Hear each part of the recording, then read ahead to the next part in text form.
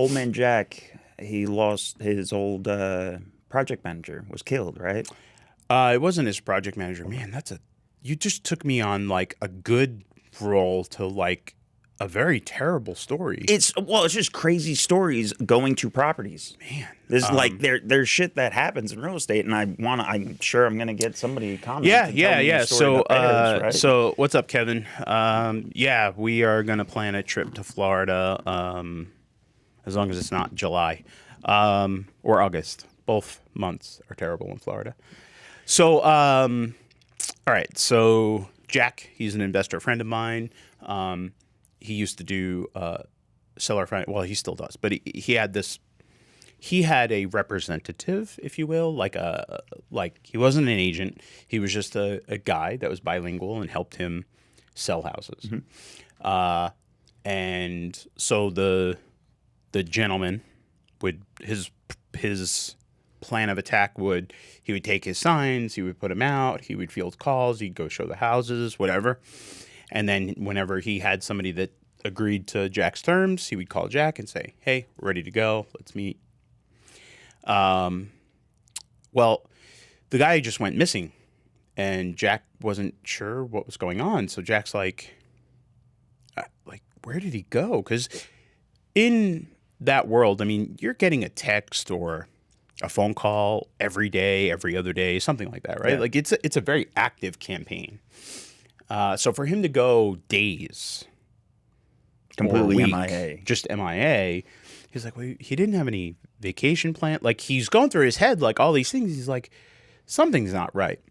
And Jack got a phone call from the police, and they, said, "Are you the owner of such and such address?" And he's like, "Yes, I am." He's like, "Well, we're going to need you to meet me over here, or meet us over there." And Jack was very worried.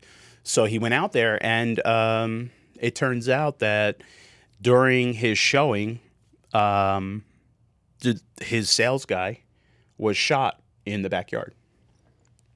So, By one of the people he was showing it to? well, to this day, I don't believe it's a solved case. It was just one of those situations where, I think that's one of the reasons why I take so many precautions with my team showing houses. It's no joke. I mean, we roll up to these houses, and the people that are breaking into them are out on their own. A lot of times they're mentally ill. A lot of times they're druggies, right? Like, they aren't all there.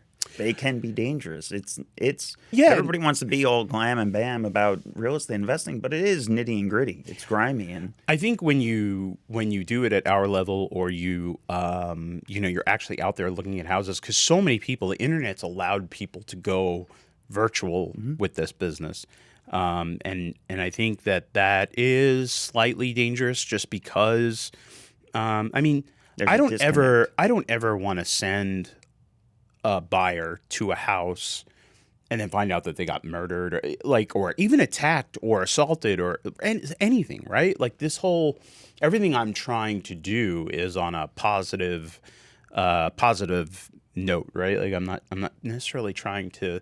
I don't want to see anybody get harmed. So we got to take precautions. But it happens. I mean, there's licensed realtors that are assaulted, whatever, on a yearly basis.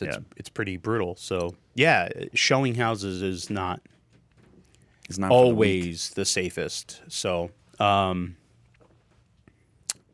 yeah, what a twist! Like We went down a little bit of a rabbit hole. a little bit, right? We went from I love you coffee I love you coffee to how dangerous real estate is. I love murdering people at random houses. I mean, that's a thing apparently.